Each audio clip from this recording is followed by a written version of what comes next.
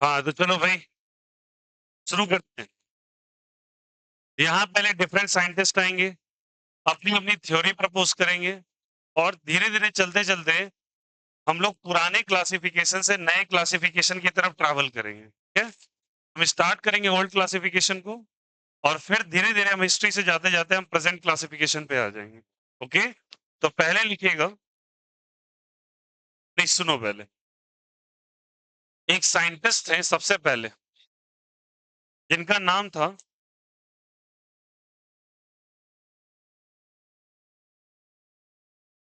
लेवोज़ियर। क्या नाम था? लेवोज़ियर। इन्होंने क्या कहा, अब देखो क्या हो रहा है, अब थोड़ा-सा पीछे चले जाओ और सोचो वहाँ पे अभी डिस्कवरी एलिमेंट्स की हो ही रही है।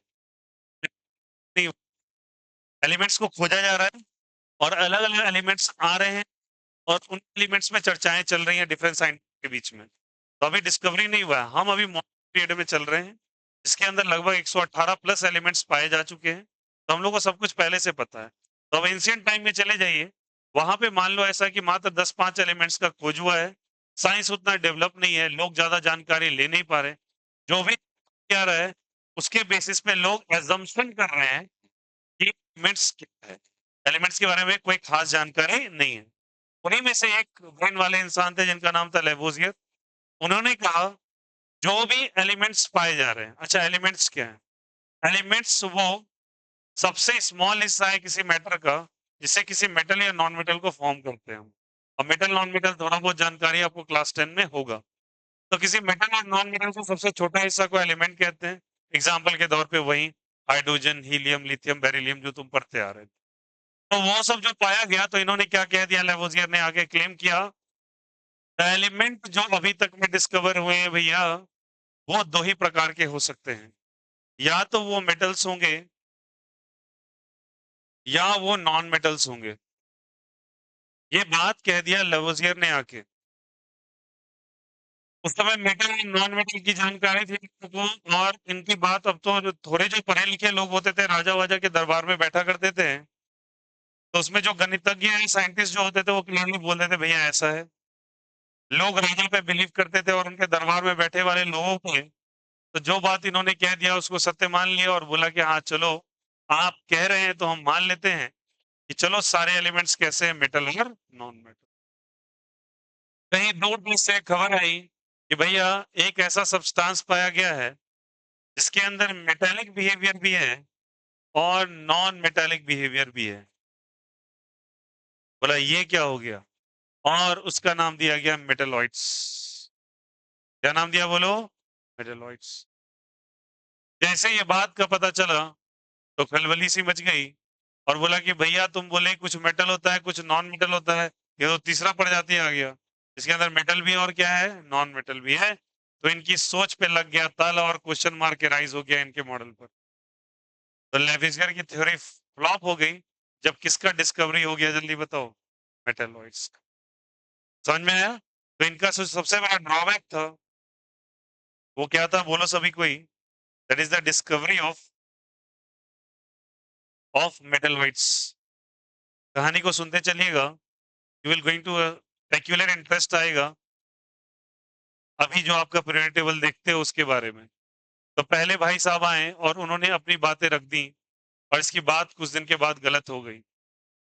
फिर एक सेकेंड भाई साहब आए और वो भी अपनी बात को रखेंगे। उन्होंने क्या कहा देखो,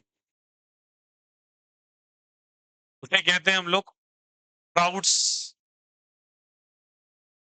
हाइपोथेसिस।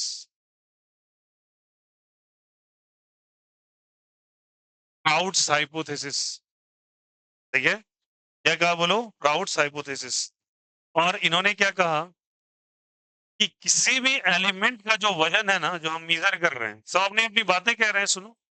उन्होंने कहा किसी भी एलिमेंट का जो एटॉमिक वेट है, कौन सा वेट है जल्दी बताओ? Atomic weight of any element is n times multiple of atomic weight of hydrogen atom. इन्होंने ऐसा कह दिया क्या भैया, जो जितने भी एलिमेंट्स पाए जाएंगे उनमें से एक इंटीग्रल मल्टीपल मतलब n टाइम्स मल्टीप्लाई कर दो, इसका वेट आ जाएगा, बोलो इसका वेट आ जाएगा, उस एलिमेंट का वेट आ जाएगा। एग्जांपल समझाता हूँ। जैसे कि मानो कि हमारे हीलियम भाई साहब जिनका मास होता है लगभग 4 के बराबर, कितने के बराबर? तो बोला 4, और atomic weight of hydrogen 1 U था। कितना था? 1 U। तो 4 इंटू 1 U, 4 U। बोला ऐसा बात क्या? बोला हाँ। बोला लिथियम ले लो। बोला ठीक है। बोला कितना मास है इसका? 7। बोला देखो 7 को 1 U से मल्टीप्लाई करेंगे, बोलो 7 U आ गया। तो वाह वाह अच्छी बात है। बोला आगे और भरोगे क्या? बोला हाँ। बोला सोडियम ले लो। बोला 11, 23। फिर देखो फिर से कर देते हैं, 23 इंटू 1 U, कितना ही हो जाएगा? 23 U। प्लस साला सही चल रहा है। फॉस्फोरस 15 से 31, 31 को 1 U, फिर से 31 U। मतलब हर जगह तो सही हो रहा है, सही में मल्टीप्लाई जो हो रहा है ये एन नंबर के बराबर ही तो आ रहा है। 4, 7, 23, 31। बात तो इसकी सही निकल रही है। बोला रुको। बोला क्लोरीन। बोला हाँ। बोला एटॉमिक नंबर 17। बोला ऊपर नंबर 35.5। बोलो अब लगाओ एन मल्टीपल। एन मल्टीपल तभी होगा जब n 1 2 3 4 होना चाहिए, और यहाँ पे क्या आ गया? बोलो डेसिमल। और ऐसे बहुत सारे एलिमेंट आगे आएंगे जिनके ऊपर में कौन सा होगा? डेसिमल वैल्यूज आएंगे। तो जैसे डेसिमल वैल्यू आया तो बोला 35.5। बोला 0.5 का क्या होगा? तो बस यही पे एक मेजर फेल्योर हो गया। आ गया। अब 35.5 तो ले नहीं सकते। एन आप बोल रहे हो एक ऐसा नंबर है जो कि 1 2 3 4 dot dot dot dot integral multiple होना चाहिए। इंटीग्रल मल्टीपल तो हुआ नहीं। डाउट्स भैया को भी बाय बाय कर दिया लोगों ने। बोला नहीं, ये बात गलत है यार। आगे और भी डिस्कवरी होने लगी, सब में डेसिमल में डेटा था, और प्रॉट्स की हाइपोथेसिस भी क्या हो गई? गलत। बातें आगे बढ़ी, अभी देखो डिस्कवरी हो ही रहा है। तीसरे साइंटिस्ट आएंगे। कौन साइंटिस्ट आएंगे? तीसरे। और तीसरे आएंगे ये तुम्हारे प्यारे से साइंटिस्ट, तुम इनके बारे में जानते हो, सुने होगे। इनके बारे में सुने होगे, दैट इज द डॉवर्नियर ट्रायड्स। सुना है क्या? नहीं सुना है क्या? कभी सुना होगा यार। पीरियोडिक क्लासिफिकेशन तुम लोगों ने नहीं पढ़ा है ना? चलो छोड़ दो फिर, तो अच्छी बात है नहीं सुना तो। डॉवर्नियर ट्रायड्स नाम के साइंटिस्ट। ट्रायड्स नाम नहीं था उनका, ट्रायड्स उनके सीरीज का नाम था, डॉवर्नियर उनका नाम था। ट्रायड याद रखिएगा, इसे कहते हैं सीरीज ऑफ थ्री। क्या कहते हैं? बोलो। Series of three. इन्होंने गजब की बात करी। बोला देखो भैया, दुनिया में जितने भी एलिमेंट पाए जा रहे हैं ना, उनका दूसरा ही गेम है। बोला क्या गेम है? बोलो। बोले हम पढ़े लिखे हैं, हम विदेश से पढ़ के आए हैं, हम बताएंगे तुमको। और डॉवर्नियर नाम से लग रहा है विदेशी ही होगा भाई। बोला क्या? एलिमेंट ले लो एक्स, एलिमेंट ले लो वाई, एलिमेंट ले लो जेड। बोला हाँ ठीक बात है। बोला आसपास के जो एलिमेंट है उनको पकड़ो। बोला ठीक है। बोला वो दोनों का वजन नापो। सही बात है। बोला जो भी वजन नाप के एवरेज निकालोगे। एवरेज कैसे निकालते हैं? दोनों एलिमेंट का वेट बाय ऑफ एलिमेंट्स, वो बीच वाले के वेट के बराबर हो जाएगा। बोला भाई साहब ये बात सही है क्या? बोला, हाँ सही है। बोला एग्जाम्पल दो। बोला रुको देते हैं एग्जाम्पल। तो बोला देखो लिथियम का नाम सुना है? बोला हाँ। सोडियम का सुना है? हाँ। पोटेशियम का सुना है? हाँ। ये सवाल उससे लोग कर रहे हैं जो जानकारी पढ़ रहे हैं इसके बारे में, या फिर वो साइंटिस्ट कर रहे हैं जो उस समय और भी साइंटिस्ट हैं इनके अलावा। तो बोला इसका मास बताओ। बोला इसका मास 7। बोला इसका मास बताओ। बोला 39। बोला इसका मास बताओ। बोला 23। बोला ये बात सही है क्या? बोला देख लेते हैं। इन दोनों का एवरेज निकालो। बोला 7 कितना है? बोलो 39। डिवाइड कितनी से कर दो? 2 से। 39 प्लस 7 46। बोलो हाँ या ना? बाई 2 कितने के बराबर? 23। आया? और इसको क्या कह दिया? बोलो डॉवर्नियर ट्रायड्स। इसे कहा सीरीज ऑफ थ्री। क्या कह दिया? बोलो सीरीज ऑफ थ्री। और बीच वाले का जो वेट है वो दोनों के एवरेज वेट के बराबर होगा। Is the concept is clear? बोलो यार यहां तक बातें समझ में आई? ठीक है। बोला यहाँ और भी है क्या? हाँ। बोला हाँ। बोला स्कैंडियम ले लो, यट्रियम ले लो, लैंथेनम ले लो। अब ये थोड़े बड़े एलिमेंट्स हैं। बोला इन दोनों का भी एवरेज वेट जो होगा वो बीच वाले के बराबर होगा। ठीक है, बीच वाले क्या होगा? बराबर होगा। तो कुछ में तो तुक्का बैठ रहा था, बट कुछ दिन के बाद एक ऐसे एलिमेंट का सीरीज डिस्कवर हो गया। बोला अब लगा के दिखाओ। बोला करके दिखाओ भाई। जैसे कि मैं एग्जांपल के तौर पे लेता हूँ, बेरिलियम, मैग्नीशियम, कैल्शियम। कैल्शियम का 40, बेरिलियम का 4, जोड़ो दोनों को। लिथियम, लिथियम, बेरिलियम, बेरिलियम का 9। ठीक है, कितना हो जाएगा बोलो? 49/2, 24.5, और इसका कितना था? 24। नहीं आया ना सेम, तो बस हो गया लो फेल्यूर। आया समझ में? तो सब अपनी अपनी बातें रखेंगे फिलहाल के लिए, चाहे वो शुरू में लेवोजियर हो, फिर प्राउड्स आए, फिर गवर्नियर प्राइड्स आया। सब अपने अपने तरीके से एलिमेंट को फेंकने चल कर रहा है। पीरियोडिक क्लासिफिकेशन एक्चुअली चल क्या रहा है? जो जो एलिमेंट्स डिस्कवर किया जा रहा है, उनको एक सर्टेन सीरीज में अरेंज करने की कोशिश की जा रही है, ताकि आने वाले फ्यूचर में पढ़ना आसान हो इन एलिमेंट्स के बारे में। तो ये सब के सब अपना अपना कंसेप्ट दिए जा रहे हैं। लेवोजियर ने अपना दिया, प्राउड्स ने अपना दिया, और डॉवर्नियर ने अपना दिया। बट सब में एक शॉर्टकमिंग आ रही है कि बाद में जब एलिमेंट नहीं, तो उनका वाला है आया समझ में? तो ये तीनों के तीनों को मेजर सेटबैक मिला, और तीनों साइंटिस्ट सही नहीं हुए। उसके बाद और भी साइंटिस्ट में जिक्र करेंगे। यहाँ तक कोई दिक्कत, कोई आपत्ति? तो पहले साइंटिस्ट कौन थे बोलो? फिर कौन आए? प्राउड्स। प्राउड्स के बाद डॉवर्नियर, और सब की सब थ्योरी अभी फेल हो रही है। तो सही कब होगी? सही होगी कुछ देर के बाद। कॉपी कर ले, कॉपी कर दे, लिखेगा, टॉपिक डालिएगा, लिखेगा हिस्टोरिकल बैकग्राउंड,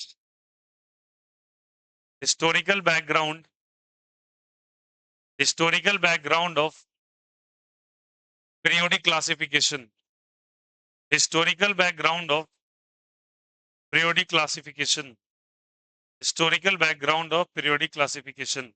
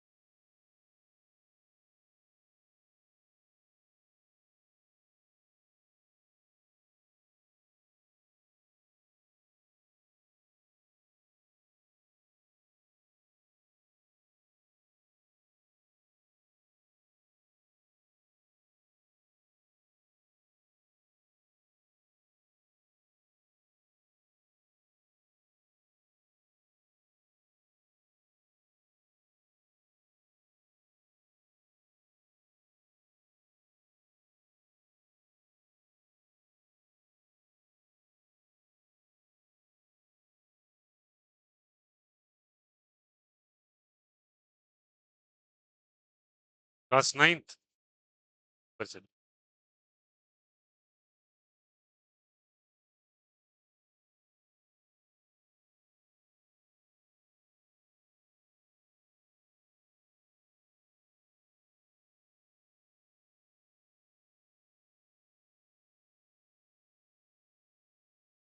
गया नहीं किए कॉपी।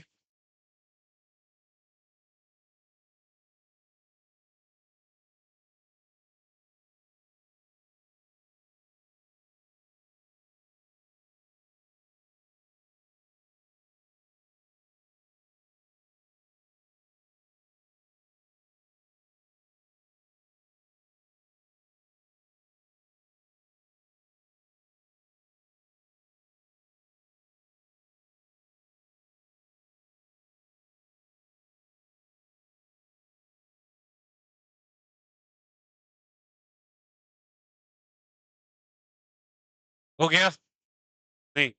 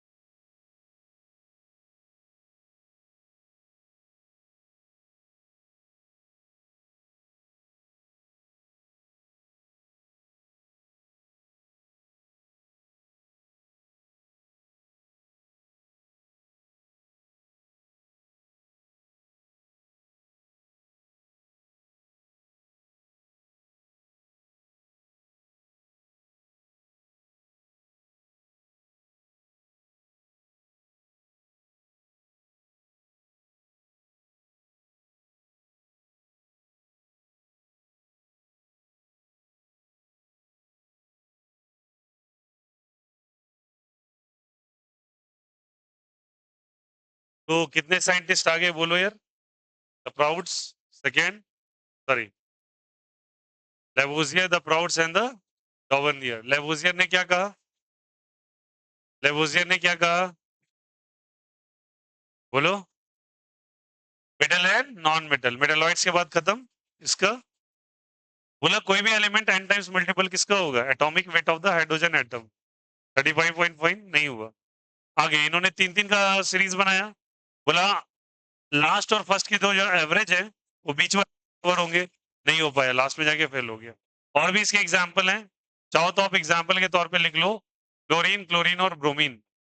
इसका 79 होता है, इसका 19 होता है, इसका 35.5 होता है। अब निकालो एवरेज। 19 प्लस 79 कितना होगा बोलो? बाई 2। 9 9 18, 98 बाई 2 49। कहाँ आ रहा है? बहुत दूर है। बोलो हाँ या ना। Again this the major failure, right this example. Chlorine, chlorine, bromine, Dobereiner triads का एक फेल्योर रूल।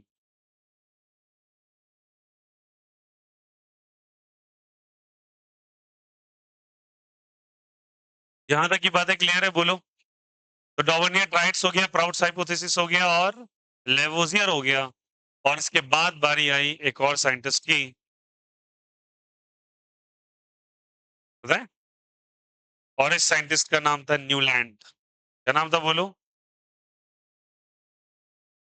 नया जमीन। ओके। और इन्होंने नाम दिया न्यूलैंड्स ऑक्टेव। क्या बोलो? अब मैं एक हिपोथेटिकल स्टोरी बताता हूँ। ये संगीत सीख रहे थे। क्या सीख रहे थे? बस संगीत सीख रहे थे, इनके शिक्षक हैं बोले हारमोनियम खरीद के लाओ, सिखाएंगे कल से। ठीक है। पहले दिन सीखे तो क्या सीखते हैं हारमोनियम में? सारे गामा। बोले सारे गामा आधा ईसा।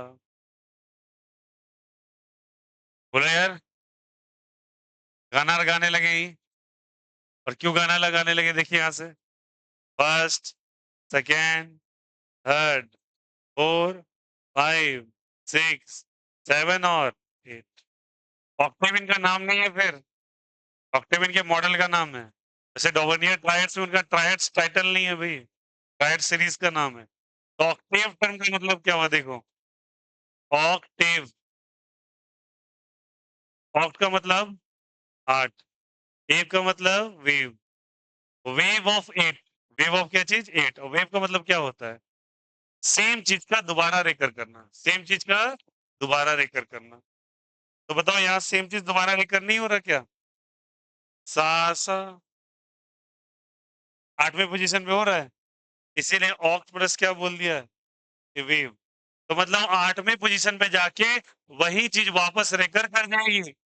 बोला गाना से इसका क्या मतलब है, बोला गाना से मतलब है, बोला गाना गाओगे ही होगा। बोला, अच्छा ठीक है, लगाओ गाना, गाने लगा, तो ये गा दिया एक बार, अच्छा ठीक है। तो बोला देखो, इन्होंने क्लेम किया है, ऐसा बात नहीं है, अपने मन से बोला, इन्होंने बोला पीरियोडिक एलिमेंट्स जो है, देखो जिस समय पढ़े लिखे लोग ने कुछ बोल दिया, कुछ मान लेंगे, और जैसे देखो बोल दिया हाँ बाबा जी के पैर का धूल है, और दौड़ गया हाथरस में, 120 लोग मर गया। ये बताओ ये जड़ बुद्धि का ना पहचान है, भगवान कहाँ से आके तुमको धूल देने लगेंगे, भाई हद है।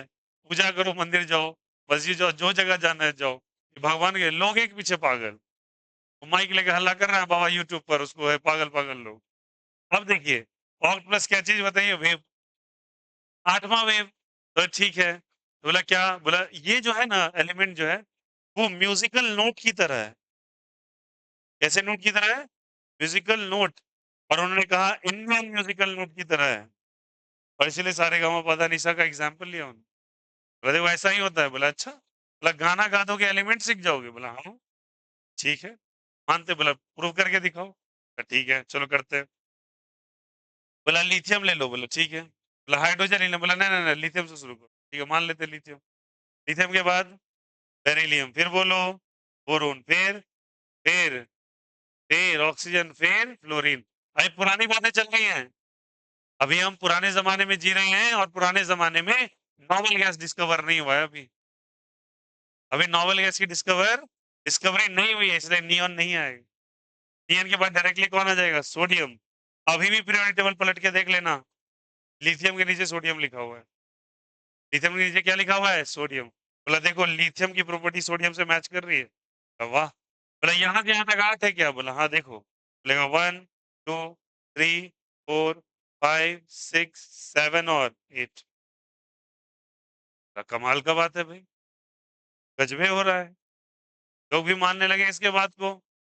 बोला इसके बाद कौन होगा, मैग्नीशियम, बोला अच्छा, मैग्नीशियम बेरिलियम के नीचे आएगा, बोला हाँ देखो, एक यहाँ शुरू करो गिनना, 1 2 3 4 5 6 7 और 8, आज भी पूरे टीम में बेरिलियम के नीचे मैग्नीशियम, अच्छा एक बात है, जो भी सीखा होगा इन्होंने, जो भी डिस्कवरी की हो, लेकिन बहुत सारी चीज आज भी मैच कर जाएंगे आपके, ऐसे कि डोबनिया ट्राइड्स ऐसे पूरी तरीके से गलत नहीं है, लिथियम सोडियम और पोटेशियम एक ही साथ आते हैं अभी भी पीरियोडिक टेबल में, पीरियोडिक टेबल में अभी ये तीनों साथ ही है, फिर भी सब आदमियों ने पूरी तरीके से अपसर्ड डेटा दे दिया था, कुछ हद तक सही हो रहा था, ऐसे नया चीज आया होता वो चीज खराब हो जा रहा था, बात समझ में आई। जैसे ऐसा मानो कि तुम नया फोन लेते हो, पुराने फोन की इज्जत ही नहीं, वही बातें हो रही थी, नई नई चीजें आ, पुरानी चीज की इज्जत कम हो रही थी। अब इन्होंने कहा कि ऐसे खराब नहीं कहा था, और देखो कुछ दिन के बाद क्या होगा सोचो, ये सारी बातें कभी तक चलती रही, यहाँ तक सब कुछ सही था, लोगों ने इसको बोला कि अरे वाह ये तो गजब बात कह दिया इन्होंने, गाना गाओ एलिमेंट बनाओ, बोला ऐसे कैसे चलेगा, तो ठीक है चलेगा भाई, फिलहाल तो चल रहा है मेरा।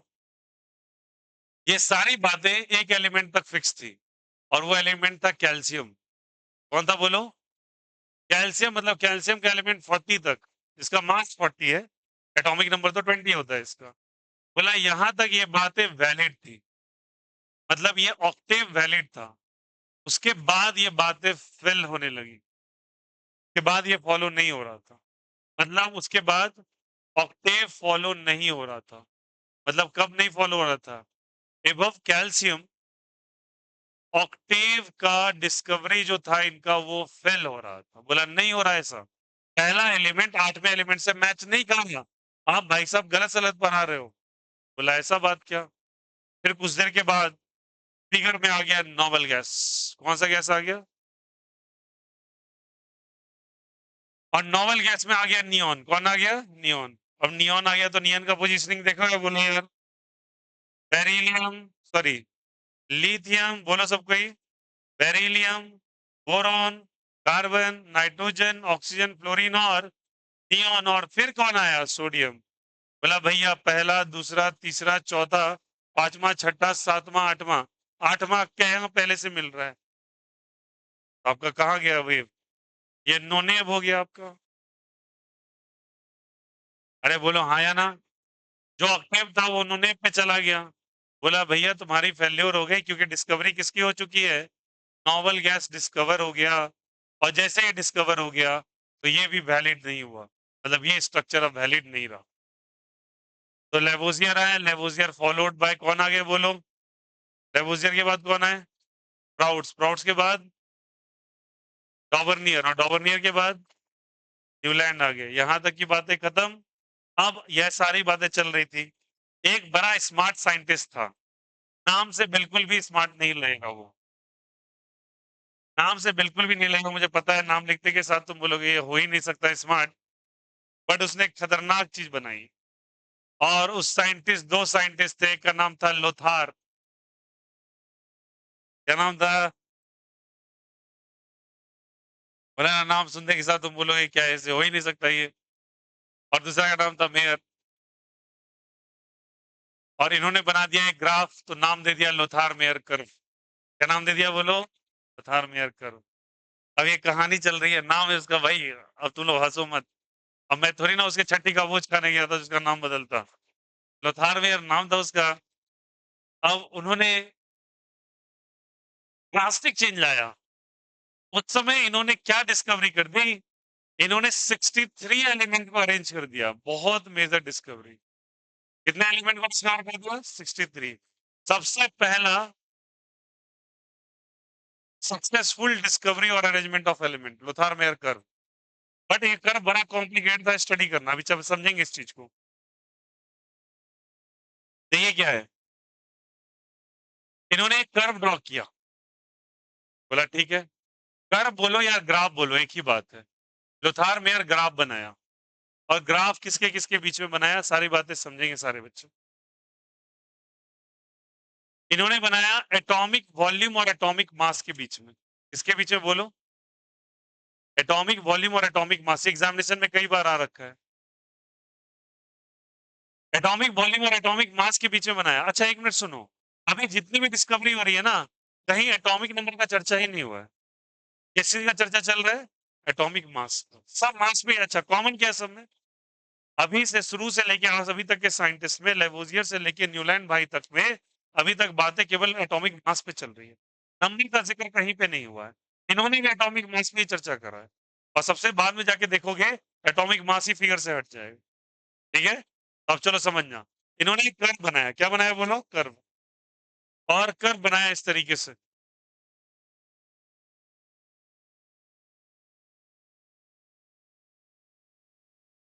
ये कर्व थे, पता है ग्राफ था।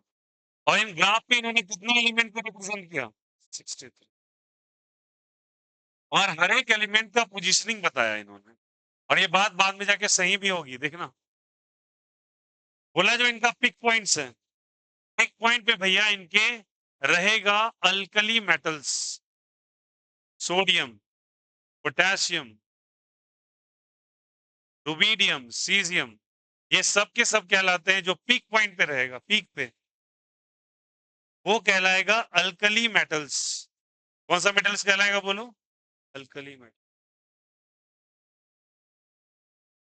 पीक पे कौन से मेटल रहेंगे? Alkali metals. और फिर इनके असेंडिंग ऑर्डर में, मतलब ग्राफ जहां पे चल रहा होगा, ऐसे चल रहा है ग्राफ और इधर से उतर रहा है, तो इनके असेंडिंग पोजीशन पे, ये भी पूछा है कई बार, असेंडिंग पोजीशन पे इनके रहेगा हैलोजन। कौन रहेगा बोलो? हैलोजन। लोकेशन याद रखिएगा।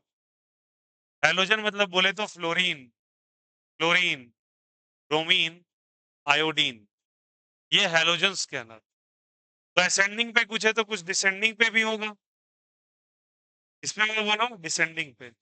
डिसेंडिंग पे था अल्कली अर्थ मेटल्स। कौन सा मेटल जल्दी बताइए? Alkali earth metals. Descending position इसको कहते हैं जो ग्राफ नीचे गिर रहा है।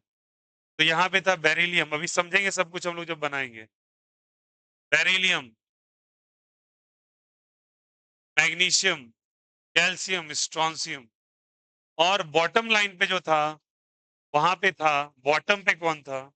बॉटम पे था आपके ट्रांजिशन एलिमेंट्स। कौन सा एलिमेंट्स? चिंता बिल्कुल मत करो, ये सबका चर्चा करेंगे एक ना एक टाइम। ट्रांजिशन एलिमेंट्स या फिर मेटलॉइड्स, इनका लोकेशन इन्होंने नीचे दे दिया कर्व में। और ये मेजर ब्रेक थ्रू आया डिस्कवरी ऑफ एलिमेंट्स में लोथार मेयर कर्व, जहां पे इन्होंने 63 एलिमेंट को एक ग्राफ के ऊपर अरेंज करके दिखा दिया। और ये बहुत बड़ी डिस्कवरी थी, बट प्रॉब्लम क्या था? ये ऐसा ही मानो कि आपको प्यास लगी है और प्यास में आपको समुद्र का पानी, मतलब समुद्र के बीच में है आप, चाह के भी आप पानी नहीं पी पाएंगे, कुछ भी कर लो। इट्स सो मच अल्कलाइन कि आप पी ही नहीं सकते। अच्छा, कभी भी आप समुद्र गए होंगे या कभी मौका मिला होगा या जाएंगे, लिटरली समुद्र का पानी टॉलरेबल होगा ही नहीं। इवन कि आपके आईज में चला जाए ना, तो आपके आंख को पूरा का पूरा रेड कर देगा। इतना ज्यादा अल्कलाइन होता है। अल्कलाइन का लेवल नहीं होता, बहुत हाई लेवल होता है। मतलब ऐसा मानो नमक को जहर की तरह घोल दो, उसके बाद वो थोड़ा सा भी अगर मुंह में चला गया, बस। एक प्रोसेस होता है, मैंने किया अपने लाइफ में, उसे स्नॉर्कलिंग कहते हैं।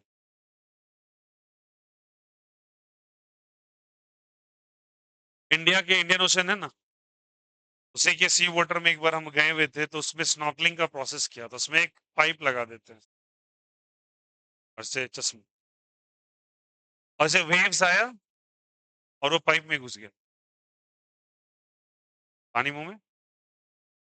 और लाइफ जैकेट पहने हुए थे, क्या पता था उधर से उतना बड़ा वेव आएगा उठ सके। अब आ गया तो आ गया, तो दिन में ही तारे दिखने लगे।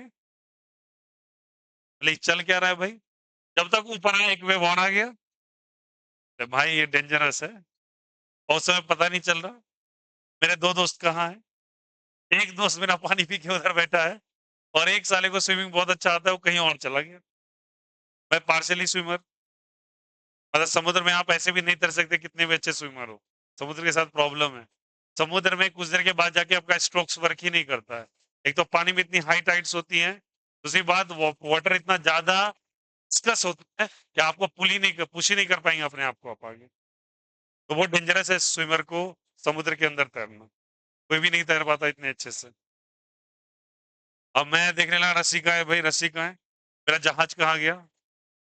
मैं किसी तरीके से रस्सी वस्सी पकड़ा, मेरा दोस्त उधर से हाथ हिला रहा है, वो पूरा पानी पी चुका था। मैं पकड़ पकड़ मैं तो खुद परेशान, भाई साहब को लाया। और बड़ा अच्छा लगा। विदेशी बच्चे छोटे छोटे, साले वो स्विमर खतरनाक, बचपन से ही माँ बाप ने ट्रेनिंग दिया है। वो इतनी, वो 3-3 साल में, एक तो गोरे चिट्टे, वो लाल लाल उनका बाल, कतई घूम रहे हैं, नमक का पानी पी भी नहीं, तो चल ऐसो। और हम लोग देख रहे हैं उनके मम्मी पापा सब घूम रहे हैं उसके साथ। हाँ तो भैया गए ऊपर, बोले अब नहीं जाएंगे। तो जहाज वाले ने दिया, क्या कहते हैं उसको, अनानास, क्या कहते हैं उसको इंग्लिश में यार, पाइन। वो छोटे छोटे पाइनएप्पल्स थे, और छोटे पाइनएप्पल्स को जैसे पीसेस कट करके वो चंक्स में ऐसे कट किया, और पूरे पाइनएप्पल बड़े। और समुद्री तटों पे एक चीज फायदा है कि देश कहीं भी आप जाएं, तो मैं वहां पे कराबी आइलैंड गया था, फॉरेन एरिया का बता रहा हूँ। तो वहां पे वो ना बड़े जो फ्रूट्स होते हैं जो समुद्र के किनारे उगते हैं, जैसे नारियल, नारियल का पानी बहुत हाई क्वालिटी का होता है। यहाँ आप मिल ही नहीं सकता, आपको ऐसा कितना भी पैसा लगा लो, 10 गुना दाम लगा लो, वहां से वैसा क्वालिटी नहीं मिलेगा। और वो सस्ते दाम पे मिलता है, समुद्र तट बगल में, सबसे अच्छा कुछ भी नहीं मिलेगा। अच्छा, विदेश में एक प्रॉब्लम है, खाने का प्रॉब्लम। समुद्री इलाका से जितना जगह वो घेरे हुए जगह पे अगर आप चले गए, वहां आप खा नहीं पाएगा, क्योंकि समुद्री जानवर ही खाते हैं लोग ज्यादा। आप खाएंगे क्या खाएंगे? ऑक्टोपस कौन खाता है भाई? है। और ये तो वो समझ ही रहे हो, पंजेंट सा स्मेल। क्रोकोडाइल, बोला इसका भी खा रहे हैं भाई, साला ये लोग को खा जाएगा। और उसको खा रहे हैं। तो लाइक हाँ, उसके उसके उसके उसका भी चंक्स बना रखे थे वो टिक्का वही का, क्रोकोडाइल टिक्का। मतलब अब जो भी है, तो वहाँ सबसे अच्छा सोर्स ऑफ आपको एनर्जी का मिलेगा सब कुछ दैट्स द नारियल पानी। नारियल पानी ले लो और रियली नारियल पानी एक सफिशिएंट होगा इतना पूरा मतलब 1-2 लीटर 1 डेढ़ लीटर का बॉटल पूरा फुल हो जाएगा। इतना ज़्यादा होता है उसमें और एकदम चिल करके रखते हैं बर्फ घुसा-घुसा के। तो सबसे बेस्ट वही ऑप्शन था और कहीं-कहीं पे तुम एक आध इंडियंस मिल जाएँगे, खास करके पंजाब और हरियाणा सेक्शन के, जो ढाबा खोले रहते हैं। उसको सो कॉल्ड एज़ एनआरआई कहते हैं इंडिया में लोग। वो आएँगे, भाई जी आ जाओ, आ जाओ, आ जाओ। अरे तुम तो शक्ल से पता चला इंडियन है, आ जाओ भाई। तब जाके तुमको मुझे 3 दिन 4 दिन के बाद इंडियन खाना मिला।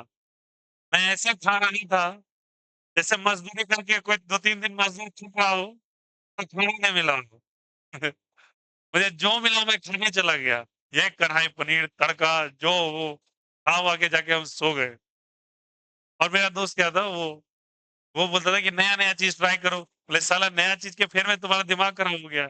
वहाँ पे अजीब-सा एक चीज़ बना के पैनकेक टाइप का था कुछ। उसमें अंडा दे दिया, अंडा में केला दे दिया, फिर चाशनी मिला दी। बोले कर क्या रहा है भाई? कर क्या रहा है ये? और और भूख लगने के बाद वो खा रहा है आदमी। भूख लगने के बाद कुछो खाओगे तुम। वो आंटी जी सेल कर रही थी। मैंने बोला ये तो भाषा उनको आता नहीं था। फाइनली उनको उँगली दिखा के बोलते हैं 2 चाहिए।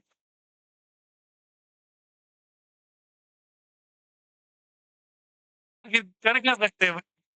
उसके बाद क्या हुआ मेरे दोस्त लोग बैंगलोर एयरपोर्ट से फ्लाइट पकड़ा हम। तो वहाँ पे जाके उन्होंने क्या किया वो करेंसी एक्सचेंज में डॉलर करवा लिया सब अमेरिका वाला। अमेरिकन डॉलर ताकतवर, इंडियन रुपीस का कोई ताकत नहीं, महात्मा गांधी का कोई इज़्ज़त नहीं उधर। उनके राजा का फोटो था। वो मलेशिया वगैरह जाएँगे तो वहाँ पे राजा का फोटो रहेगा उनपे, चल गया। अब वो राजा का फोटो, अब वो राजा का ये लोग को बोल रहे हैं कि भाई खर्च करो तो पैसे साला डॉलर में रखे हुए हैं। अब वो सो गया, हमको लग गया भूख। बोले एक काम करो, वहाँ पे एक चीज़ था, जिस होटल में आप रुकते हैं ना वहाँ पे साइकिल फ्री था। बहुत अच्छी क्वालिटी की साइकिल, साइकिल पता है एकदम क्लासी वाली, गियर वाली साइकिल और जहाँ साइकिल लेके जाना बोला एक काम करते हैं दोनों सो रहे हैं। मैं साइकिल उठाया, हटाया, बाहर में चल जाता पहले मैं 2 विदेशी बच्चों के साथ खेला। वो बाहर स्विमिंग पूल पे खेल रहे थे, उनसे थोड़ा दोस्ती कर लिया। वो कहीं से आए थे, यूएसए वगैरह से थे, तो उनसे दोस्ती कर लिया। थोड़ी उनकी इंग्लिश एक्सेंट समझ में आती है और कुछ भी समझ भाषा ही क्या बोल रहे पता ही नहीं। और मैं गया वहाँ पे मैंने बोला साइकिल लेना है मुझे, मैंने इशारा किया समझ गया साइकिल चाहिए इसको, ले जाओ। साइकिल लेके मैं चल गया। उसका करेंसी कहाँ एक्सचेंज होगा? मैंने बिना बताए जितनी करेंसी मेरे पास 25-30 हज़ार रुपए थे, इंडियन, मैंने सब पैसे देके उनकी करेंसी ले ली। बोले साला जहाँ हमको बोला ना खाने के लिए अलाउ है, हम अपना खा लेंगे जाके।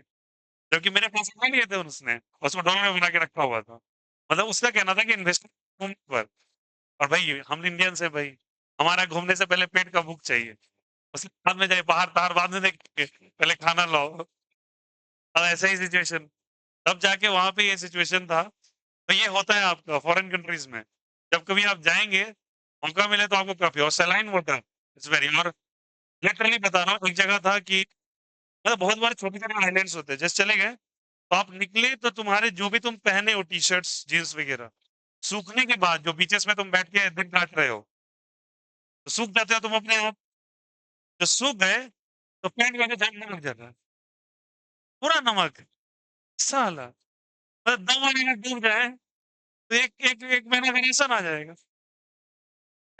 इतना नमक था पूरे बॉडी पे और और फिर क्या हम लोगों ने टिकट बुक कराया। उसमें एक बड़ा वो याच था व्हाइट कलर का। अब देखो समझो सही, सब दिन तुम गंडक देखे हो और तुमको साला विदेशी समुद्र दिखा दिया जाए। मेरे साथ तो यही सिचुएशन हुआ था। पहली बार गया इंडिया से बाहर, अजीब-सा फ़ील होगा तुम्हें। बैठ गया, याच था इतना बड़ा, समुद्री जहाज। उसमें बैठ के फ़ोटो-वोटो खिंचा रहे हैं एकदम। विदेशी नहीं भी आ रहा है, देसी-विदेशी भाषा बोल के किसी तरीके से काम चला रहे हैं। अब वो पहुँचते-पहुँचते, तैरते-तैरते चल गए वो आइलैंड पर, 4 आइलैंड घुमा था। और 3 आइलैंड घूमते-घूमते समुद्री मौसम खराब हो गया बहुत बुरा। तो लौटा के ले आए वापस। जब गए तो बोला उसी में ना खाने के लिए कुछ था।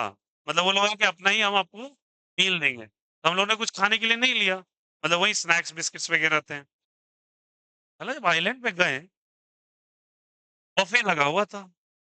उठाया, ऑक्टोपस। फिर उठाया, दिख रहा। साले आदमी खाने वाली चीज़ होता ना, तो क्या एक में फाइनली क्या बता था पता है? उबाला हुआ चावल और उसके बगल में मैंगो कटा हुआ। कंबाइन कैसे करेंगे इसको? मतलब आम हम लोग खाते हैं सही बात है, फिर चावल के साथ आम, ये तो मतलब कतई अजीब वाली बात हो गई। हम लोग क्या कर रहे हैं फिर पता है? तीनों बैठ के अब पता नहीं 1 घंटा बाद जहाज वापस लौटेगा हम लोग का। फिर से लोग वही खा रहा है केकड़ा साला। हम बैठे हुए, अब देख रहे हैं, तो कुछ नहीं मिला, मिट्टी खोदो, उससे कुछ बनाओ, अब नहीं, अब कर क्या सकते हैं 1 घंटा? मिट्टी का घर बना रहे हैं, लकड़ी ला रहे हैं, लोगों को देख रहे हैं, कोई काम नहीं। तो ये हो भाई, तो मैं आपको रिकमेंड करूँगा जब कभी लाइफ में ऐसा मौका मिले, रेडी टू कुक करके बहुत सारा चीज़ आता है।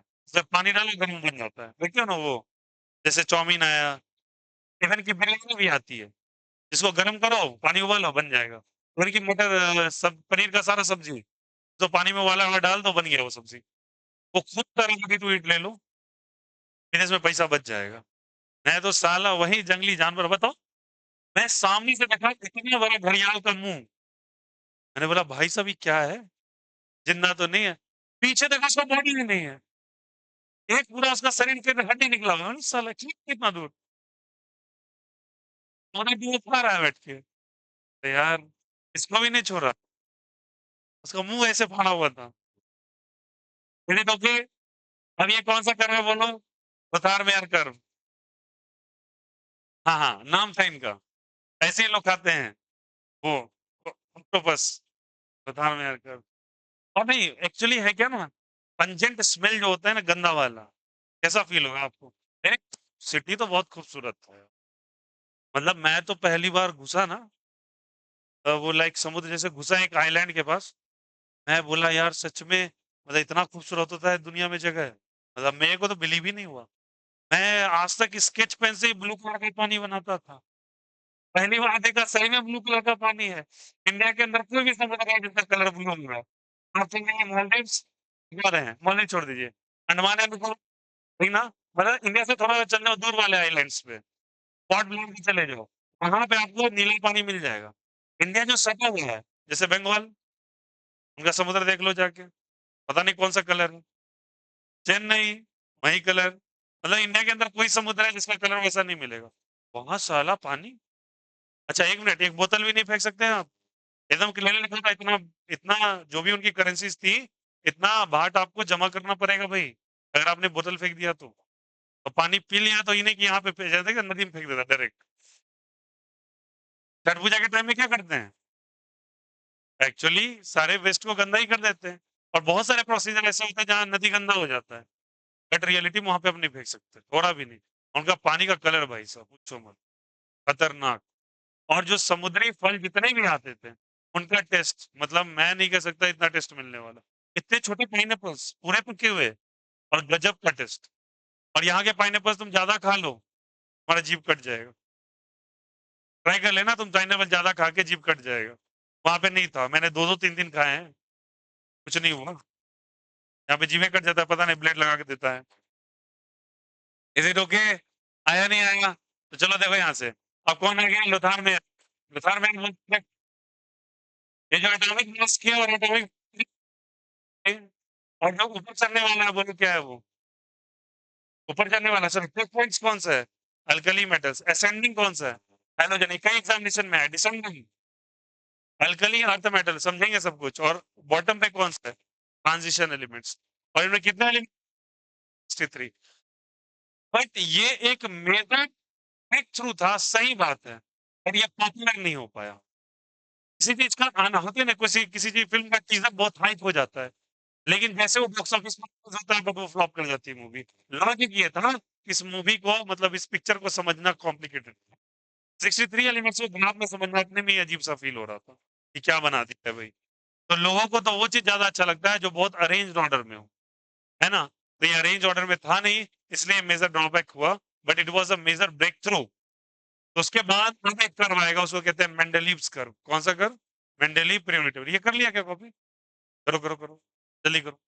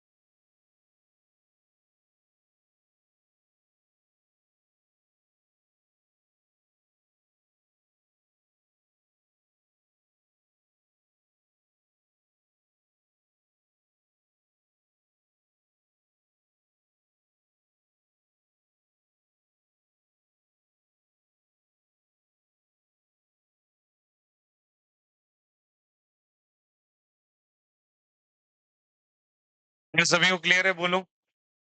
तो कितने साइंटिस्ट अभी आ गए? बोलो। 5। 5 आ गए।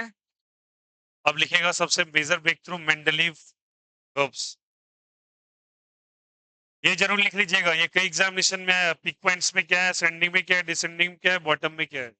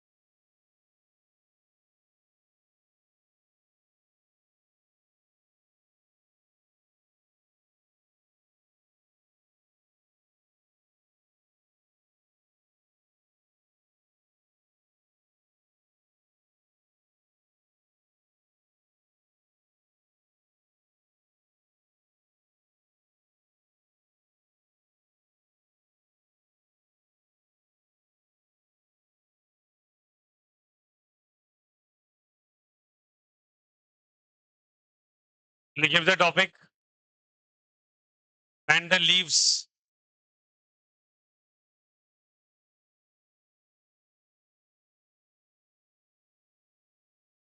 Periodic table.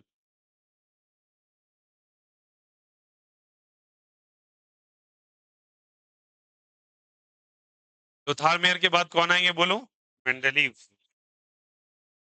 और मेंडलीव इन्हीं 63 एलिमेंट्स को ना ग्राफ में ना रिप्रेजेंट करके टेबुलर फॉर्म में रिप्रेजेंट कर देंगे, टेबल्स बना के।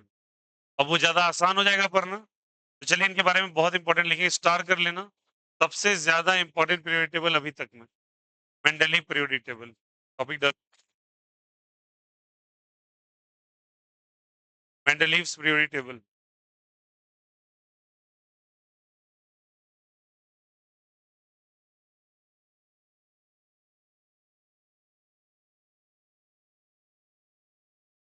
पहला लिखना, इसमें पॉइंट बाय पॉइंट लिखो।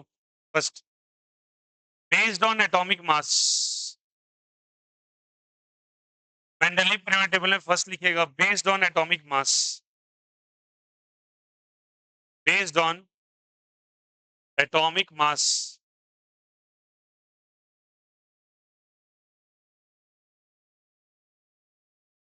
63 elements were arranged in tabular form.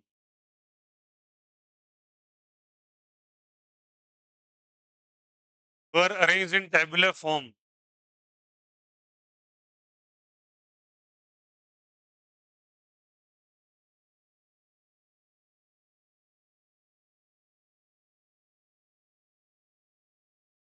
लिखेगा there was actual 12 series in the table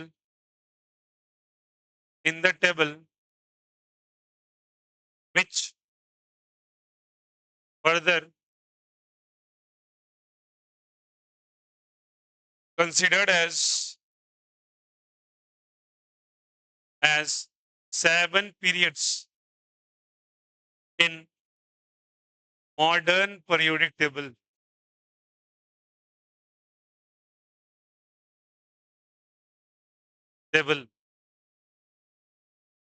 modern periodic table. सबके बारे में बात बताते हैं, लिखिएगा।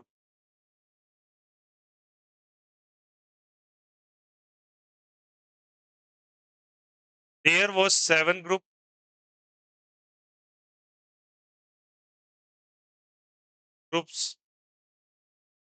with A and B as subgroups.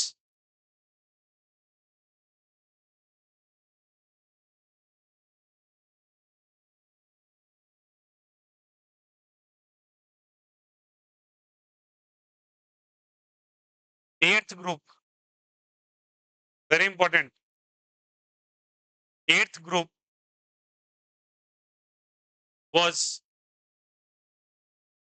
placed separately,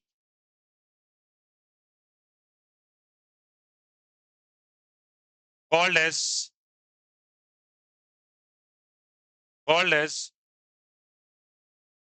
transition triads. Very important. Triads having 9 elements.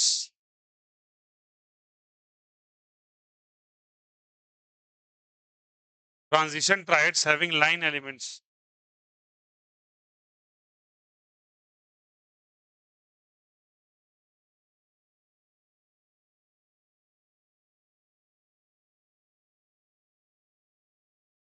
कौन कौन सा था? पीकोनी,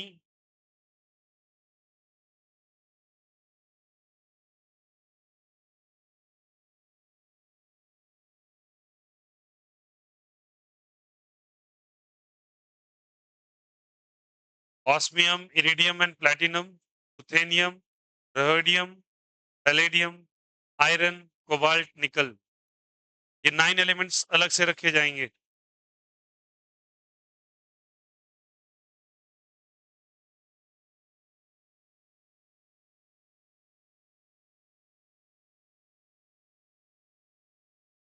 प्लीज समझते हैं इस बात को।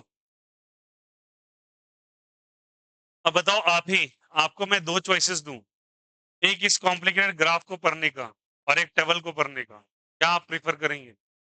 टेबल। ग्राफ को पढ़ना डिफिकल्ट है, जो टेबल में सब कुछ क्लियरली नजर आएगा, और ग्राफ में सब कुछ क्लियरली नजर नहीं आएगा। तो सुनना, सबसे पहले इन्होंने क्या बनाया बताओ, किस पे बेस्ड था ये? किस पे बेस्ड था? एटॉमिक मास या एटॉमिक नंबर? सारा का सारा एटॉमिक मास पे ही बेस्ड है अभी तक, अभी एटॉमिक नंबर का कहीं चर्चा नहीं चला है। तो ये भी एटॉमिक मास पे ही बेस्ड था। इन्होंने 63 एलिमेंट को कैसे अरेंज किया?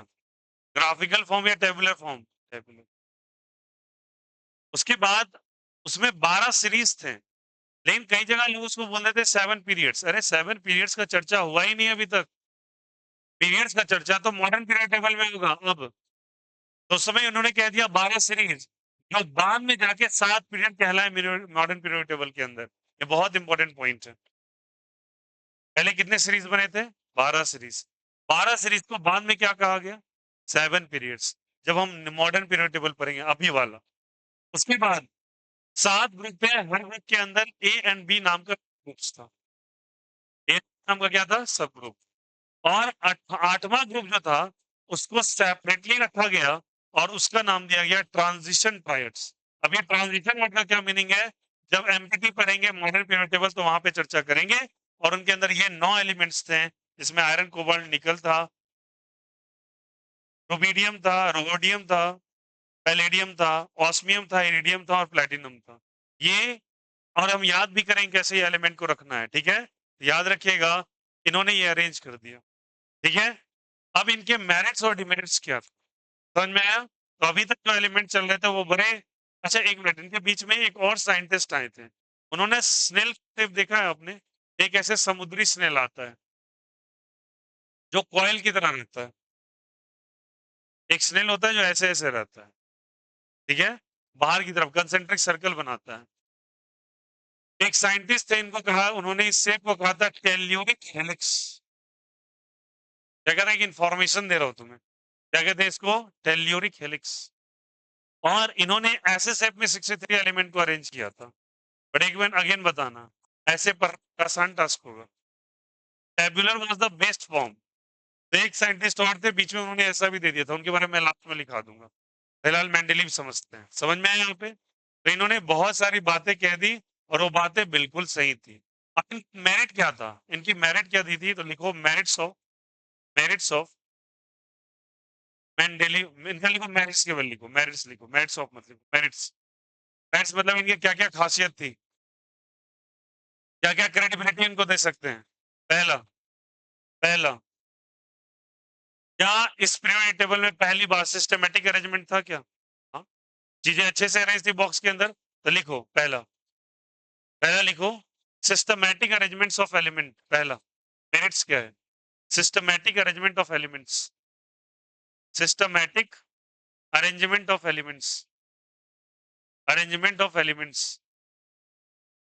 Systematic arrangement of elements, arrangement of elements.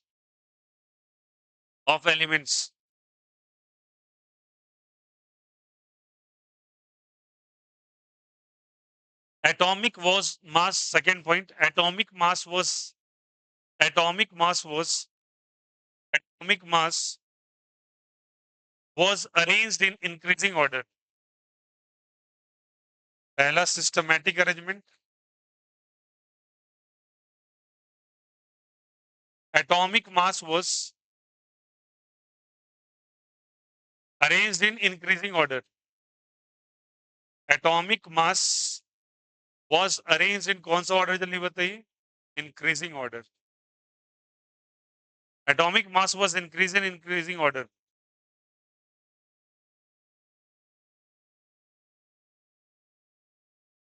बहुत इंपॉर्टेंट डिस्कवरी, इन्होंने यहाँ पे रह के डिस्कवर कर दिया था कि आगे आने वाला अगर कोई एलिमेंट डिस्कवर होगा तो वो इसी जगह रखा जाएगा। इन्होंने वैकेंट स्पेस छोड़ दिया अपने पीरियोडिक टेबल में, बोला अगर कोई एलिमेंट फ्यूचर में डिस्कवर होगा तो यहाँ पे रखा जाएगा, और ये बात सही निकल गई। मतलब कितनी बड़ी बात है कि फ्यूचर में आने वाले एलिमेंट की डिस्कवरी का पता अभी लगा लो आप। मतलब कौन सा आपका सिक्स सेंस वर्क किया जो आपने ये बात सही कर दी, और ये बात सही भी होगी आगे चल के। ठीक है, तो लिखिएगा there was certain vacants, there was certain vacant space, there was certain vacant space in the periodic class, in the periodic table. There was certain vacant space in the periodic table, certain vacant space in the periodic table, certain vacant space in the periodic table, space in the periodic table, which which which confirms, which confirms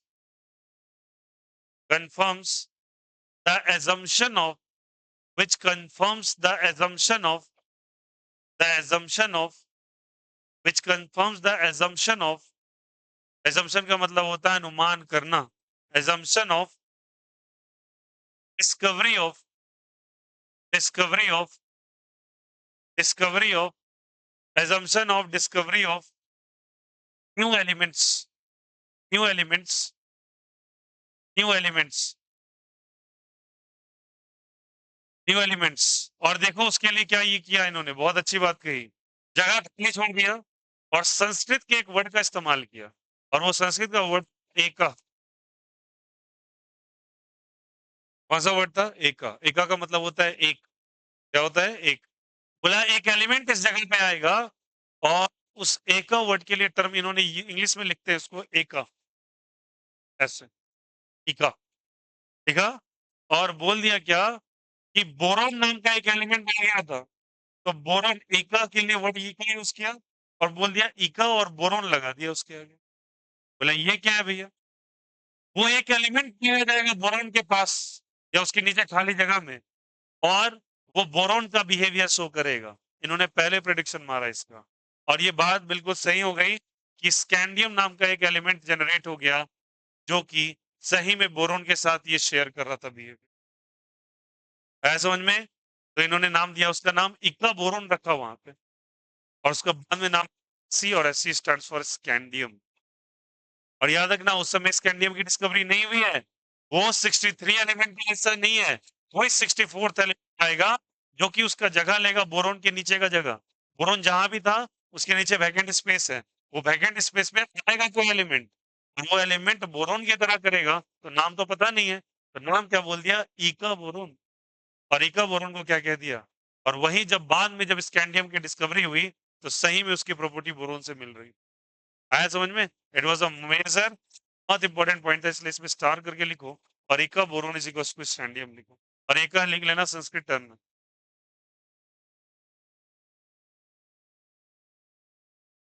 उसी तरीके से इक्का aluminium आया था।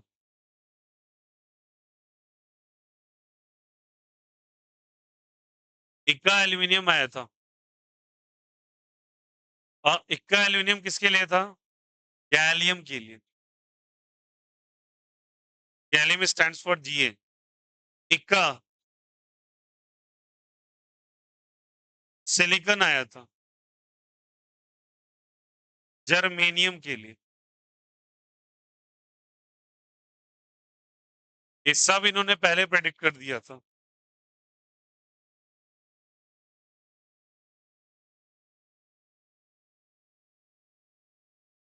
इक्का manganese.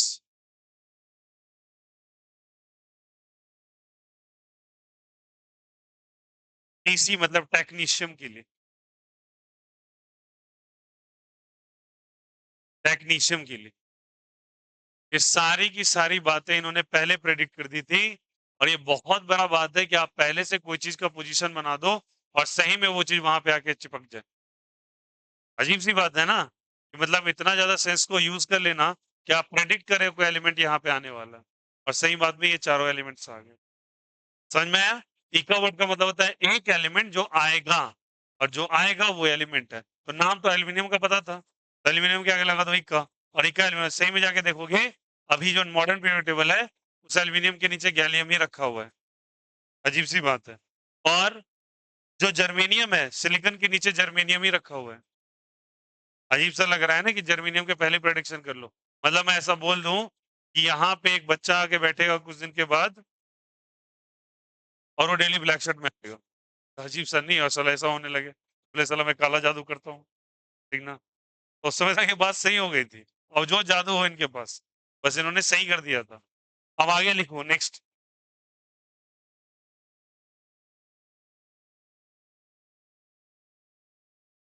लिखिएगा correct the mass of correct the mass of fourth point minute में लिखना। Correct the mass of few elements. Correct the mass of few elements.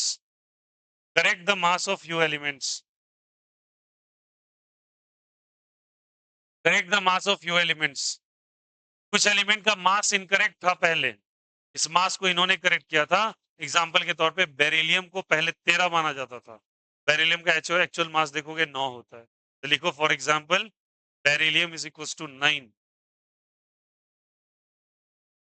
Beryllium is equal to 9। For example BE beryllium. Beryllium का mass कितना है बोलो? 9। और ये भी एक मेजर ब्रेक थ्रू था। आया समझ में? और इसका पहले कितना मास था बोलो? इट वाज प्रीवियसली कितना था बोलो? 13 U। अभी 9 U है बोलो। तो लेकिन प्रीवियसली इट वाज 13 U। ब्रैकेट में लिख लो, प्रीवियसली इट वाज 13 U।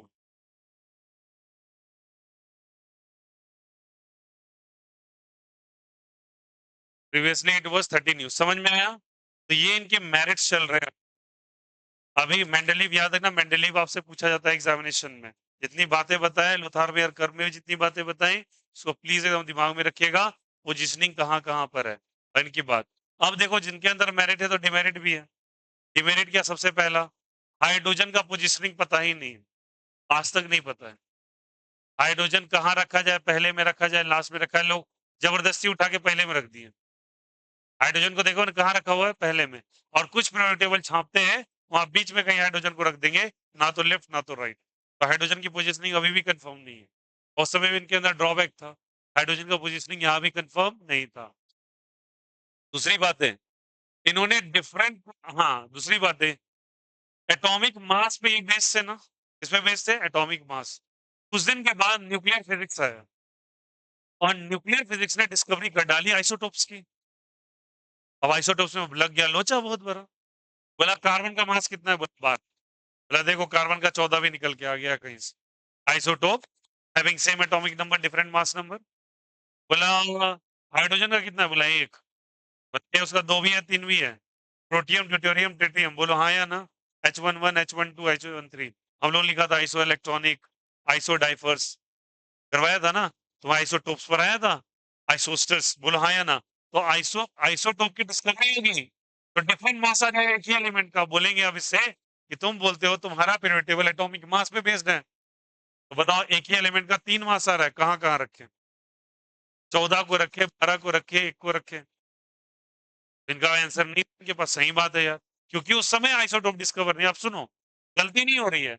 मेरे पास जितने सोर्सेज़ हैं, उससे ही मैं आंसर निकालूँगा ना। अब तुम यहाँ पे बोलोगे नहीं भैया एक काम करो तुम मेंडलीव को पकड़ के लाओ ऊपर पढ़ाओ। मेंडलीव को कहाँ से लेके आऊँगा? जो सोर्सेज़ है उसी से आंसर करेंगे ना आप। तो ये बेचारे अपने टाइम पे तो सही है, बट साइंस के साथ एक प्रॉब्लम है। आज जो चीज़ कर रहे हैं हो सकता है कल के दिन एक नया चीज़ डिस्कवर हो जाए। भले तुम्हारी चीज़ गलती ना हो, कि तुम्हारा चीज़ पुराना हो जाएगा आईफ़ोन की तरह। 15 प्रो मैक्स ले लो अभी 1,70,000 का, अगला साल 16 आ जाएगा। नया सीरीज़ आ जाएगा, बोलो हाँ या ना? तो साइंस के साथ तो प्रॉब्लम है, सालों भर में चीज़ें पुरानी हो जाती हैं। तो इनके साथ बेचारे के साथ यही प्रॉब्लम हो रहा था, गलती इनकी नहीं थी। आइसोटोप आया, इनकी बात गलत हो गई। हाइड्रोजन का पोज़ीशनिंग नहीं किया। कुछ एलिमेंट्स को ऐसा देखा गया जिनका पेरियोडिसिटी सेम नहीं था, मतलब उनका बिहेवियर सेम नहीं था, बट रखा गया था उनको साथ में। और कुछ का बिहेवियर डिफरेंट था, उनको भी साथ में रख दिया गया था। कहीं पे पेरियोडिसिटी को बरकरार रखने के लिए कि एक ही पीरियोडिक क्लासिफ मतलब एक ही जैसा नेचर शो कर रहे हैं, तो एटॉमिक मास को इन्होंने दरकिनार कर दिया। मतलब पहले ही रख दिया बड़े नंबर वाले को और बाद में रखा छोटे नंबर वालों को। डिमेरिट्स था इनके अंदर, बट याद रखना एंशिएंट टाइम के जितने भी पीरियोडिक क्लासिफिकेशन है, उनका सबसे अच्छा फॉर्मेट यही था। ये सबसे बेस्ट फॉर्मेट था अरेंजमेंट का। बट ड्रॉबैक तो सब में होता है। समझ में आया? तो मेरिट्स है तो इनके अंदर क्या है डिमेरिट्स? लिखा दूं क्या डिमेरिट्स? लिखा दे? लिख ही लो डिमेरिट्स, खत्म ही हो जाएगा फिर। लिखो डिमेरिट्स। मेंडलीव कंप्लीट हो जाएगा, फिर हम लोग मॉडर्न की तरफ चले। लिखो डिमेरिट्स। पहला क्या हो जाएगा बोलो? Position of hydrogen atom. Position of hydrogen atom. Position of hydrogen atom was not confirm. Position of hydrogen element कर देना, not atom. Hydrogen element was not confirm. Hydrogen element was not confirm.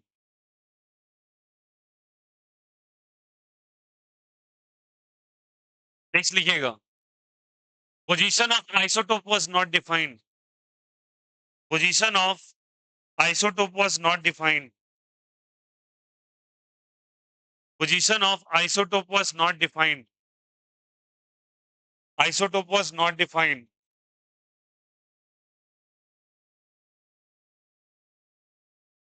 Same property of element, third, same property of element was placed in different group. Same property was placed in different group. Same property of element was placed in different group. Same property of element was placed in different group. Placed in different group. For example, AU and PT. For example, AU and PT. For example, AU and PT.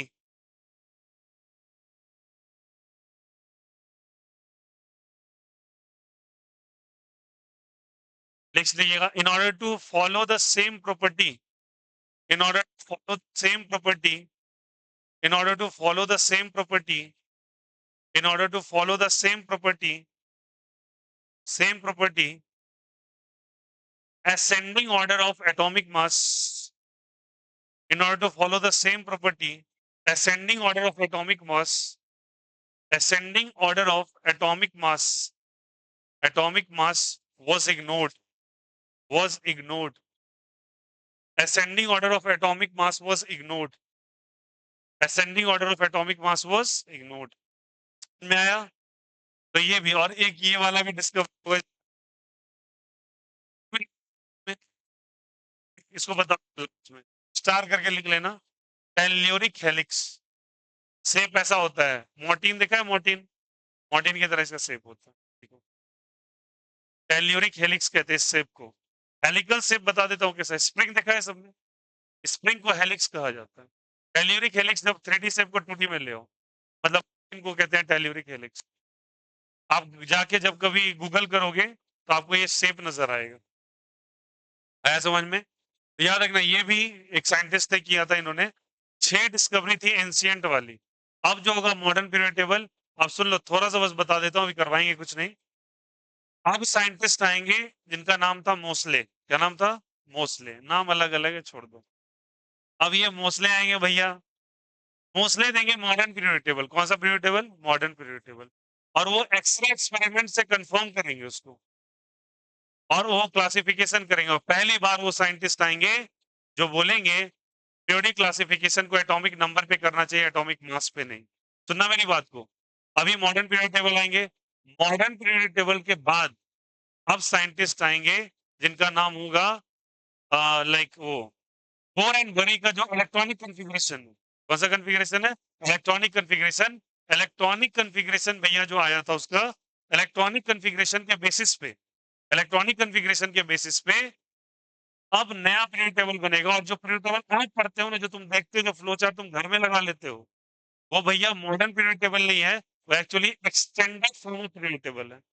तो लेना, empty अलग चीज होता है, empty अलग चीज है। Empty के अंदर मात्र 8 ग्रुप हैं, और अभी आपके पीरियोडिक टेबल में 18 ग्रुप हैं। तो आपका कौन सा पीरियोडिक टेबल है? Extended form of periodic table. और जो मॉडर्न पीरियोडिक टेबल, तो मॉडर्न नहीं कह सकते कि कहीं के देखोगे आपको ऐसे करके लिख के देगा flow chart, modern periodic table. Empty अलग चीज है भैया। आप जो पढ़े वो एक्सटेंडेड फॉर्म पढ़ रहे हो, ठीक ना? तो आप जो पढ़ रहे हैं वो बोरबरी कॉन्फ़िगरेशन बेस्ड है। और बोरबरी कॉन्फ़िगरेशन कौन सा था? अभी जो तुमने पढ़ा था। और आप सुन लो, नहीं बस इंफॉर्मेशन दे रहा हूँ, लिखाऊंगा नेक्स्ट क्लास में। अब जो साइंटिस्ट आएंगे मोस्टली मोस्टली डिस्कवर करेंगे मॉडर्न पीरियोडिक टेबल को। वो बोलेंगे एटॉमिक नंबर पे बेस्ड है, ठीक है? बट वो मॉडर्न पीरियोडिक टेबल के अंदर मात्र 8 ग्रुप होगा और 7 पीरियड्स हो जाएंगे, ठीक है? अब जब मैंने बोला ना अभी 12 सीरीज था इनके अंदर, वही 12 सीरीज 7 पीरियड में कन्वर्ट होगा। उसके बाद साइंटिस्ट आएंगे बोरबरी, और नील्स बोर। नील बोर अपना इलेक्ट्रॉनिक कॉन्फ़िगरेशन देंगे, और इलेक्ट्रॉनिक कॉन्फ़िगरेशन को पढ़ के वो साइंटिस्ट आएंगे रैंक एंड वर्नर, और रैंक एंड वर्नर देंगे extended form of periodic table, जो आज तुम पढ़ते हो, जो आज तुम जाके चिपकाते हो अपने स्टडी टेबल के सामने। उस पीरियोडिक टेबल का एक्चुअल नाम एक्सटेंडेड फॉर्म है। और कई जगह कुछ लोग जो थोड़ा बहुत जान रहे हैं, मैं किसी को क्लेम नहीं करता उनके नॉलेज पर, बट मैं यही बोलता हूँ कि मैं रोज पढ़ लेता हूँ थोड़ा बहुत, ठीक ना? घमंड नहीं करता कि मुझे सब कुछ आ रहा है। अभी वाला पीरियोडिक टेबल एक्सटेंडेड फॉर्म कहलाता है, जो मॉडर्न नहीं कह सकते हैं। और बहुत जगह किताबों में तुम डालो मॉडर्न पीरियोडिक टेबल, वो अमेजन पे भी डालो खरीदने के लिए, तो वही टेबल आ जाएगा। वो मॉडर्न नहीं है, वो मॉडर्न अलग होता है। अभी आप एक्सटेंडेड वाला पर समझ में है, तो हम एक्सटेंडेड पढ़ेंगे एक्चुअली। ओके, चलिए मुलाकात करते हैं। और जो बच्चे नहीं आए भैया देख लेना ऑनलाइन।